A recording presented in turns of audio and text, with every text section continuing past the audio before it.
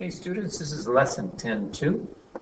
In this lesson, we're going to learn how to simplify radicals involving products and quotients.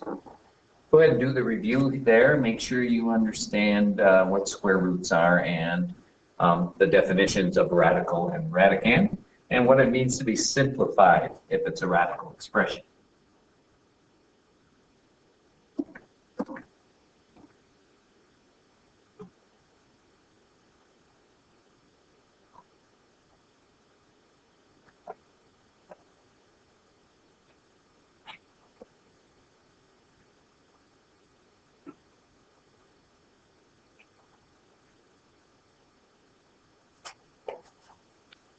All right, so here's one of the properties we're going to use to simplify a radical expression. It's the multiplication property of square roots. Basically, it says that you can break up any number that's a radicand into its factors. So go ahead and do number 10, and I'll check back with you.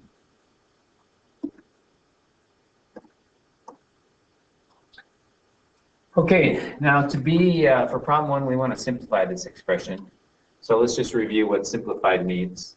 Number 1, the radicand has no perfect square factors other than 1. The radicand contains no fractions, and no radicals appear in the denominator. So the problem we have with this one is 125 has a perfect square factor, and 125 is the radicand. And if we look at the prime factorization of 125, we can tell what the perfect square factor is. Anytime a factor appears twice, it's going to be a perfect square factor, or 4 times, or 6 times, and so on, any even number of the same factor. So we can rewrite this as the square root of 25 times the square root of 5 using the property above. And the square root of 25 is a rational number, so we can write that as just 5. The square root of 5 is irrational, so if we try and simplify that, we're just going to get a non-repeating, non-terminating decimal. So we're just going to leave that square root of 5, and now this is considered simplified. Go ahead, you try that. I'm just going to give you one here to try it on. Square root of 80. I'm going to pause here while you try and simplify that. There you go. And same way we can remove variable factors. So we have the square root of 243x to the 5th. 243 can be written as 9 times 9. It actually can be written as 81 times 3 times x to the 5th. And 81 is 9 times 9. I don't really need to break it down any further to know what perfect square factor is there. Obviously, it's 81. And then x to the 5th is actually 5 factors of x.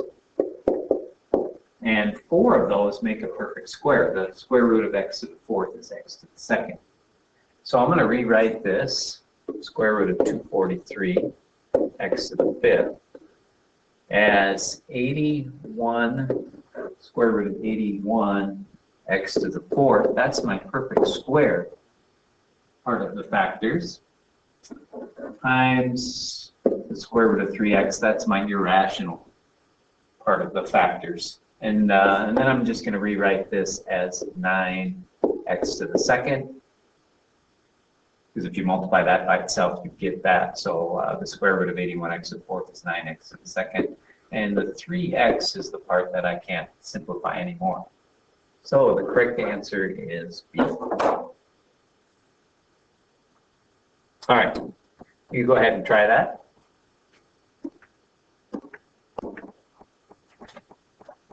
All right, in this next problem, we are going to try and simplify this. The first thing we can do, though, is since it's a product, we can multiply everything together, combine it into 1. So if we use the commutative property, we can get the 3 and 5 together. 3 times 5 is 15. And we can do 12 times 4 under the radical sign. So the radicand becomes 48z to the 3rd. Now we're going to simplify that. So we want to think about the number 48. 48 is like 8 times 6, which is 2 times 2 times 2 is 8. 2 times 3 is 6. And then z, we have 3 factors in z. Now, if you look at those, this would be a perfect square because it's 4 times 4. And this is a perfect square because it's z times z. So I'm going to do 15 times the perfect square part is this, which is 16 z to the second, and the part that's not a perfect square is the remaining 3z.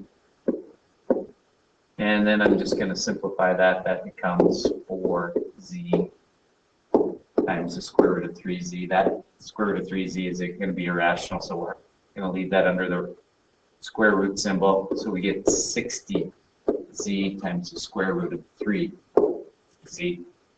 I'm going to let you try that.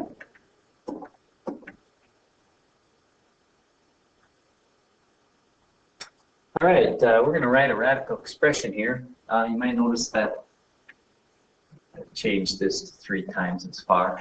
So both travel 3 times as far due east. East would generally be that direction. As south, as due south, south being this direction. So if I call this distance x, then this distance would be 3x. What would be an expression for the distance the boat travel in a straight line from the starting point to its destination? You should notice a right triangle here. So using Pythagorean's theorem, a squared plus b squared is equal to c squared. Our c is our missing side here. So our a, x squared, our b is 3x squared, and that's equal to c squared. And we can simplify that to 9x squared. And we can combine like terms there, that makes it 10x squared. We can take the square root of both sides, and we're going to leave this positive because distance is a positive. So the square root of 10x squared is equal to c. And breaking that up, I see a perfect square factor of x squared there. And so the final answer, square root of x squared, is just x. So if we multiply x times the square root of 10, that will be our distance in a straight line. All right, you try that.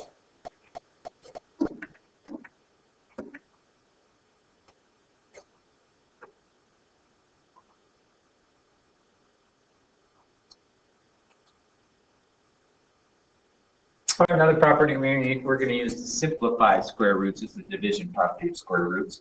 Basically, you could take the quotient underneath the square root and split it up into the 2 square roots. And so we're going to simplify these. Now remember a couple of the other rules. You cannot have a fraction under a radical sign, and you can't have a radical sign in the denominator. So we're going to simplify these thinking about that. So the square root of the fraction 121/81, according to the division property of square roots, we can go ahead and split those 2 up. And that's kind of convenient because both of those numbers are perfect squares. The square root of 121 is 11. The square root of 81 is 9. And so the square root of 121 over 81 is 11/9. And the second problem, the square root of 27x to the 5th over 48x. Let's go ahead and split that up. The other thing we can do is simplify that fraction underneath it first, if we like. And I think this would be a good time to do that. Let's see, 3 goes into 27 9 times. And goes into 48 16 times. And then we end up with 9x to the 4th because if you remember, when you're dividing powers, when you have the same base, you can subtract the exponents. So now we're going to split this up using the division property of square roots. And we get 3x over 4. All right, let me try that.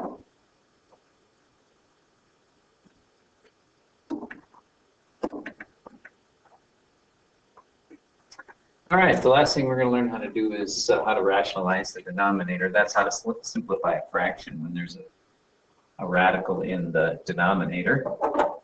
And what we're going to do is multiply by a number that will eliminate the square root in the denominator. And in this case, that would be the square root of 8, because the square root of 8 times the square root of 8 is just the whole number 8.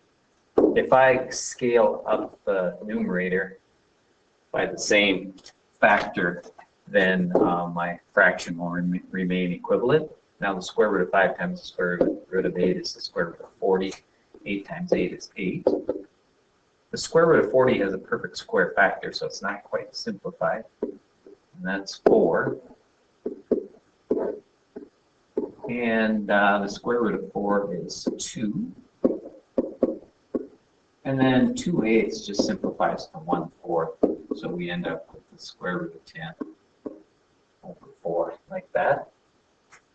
Second fraction, square root of 3 over the square root of 20n. Again, we're just going to multiply by the same square root in the denominator and in the numerator. And that rationalizes the denominator. So we now have 20n for the denominator. When we multiply those, and we have 60n under the radical sign in the numerator. Now we need to simplify that. The greatest perfect square factor of 60 is 4. So we're going to do square root of 4 times the square root of 15n there, divided by 20n. And square root of 4 is 2. And 2/20ths is the same as 1/10. Now some of you might be thinking, why don't I cancel those n's? But the reason why is the n under the square root is really the square root of n. And if you did the square root of n divided by n, it would not equal 1. So you can't cancel those. All right, why don't you try that? All right, that's the end of this lesson. Go ahead and do the lesson check, and we will talk about this next time we meet in class.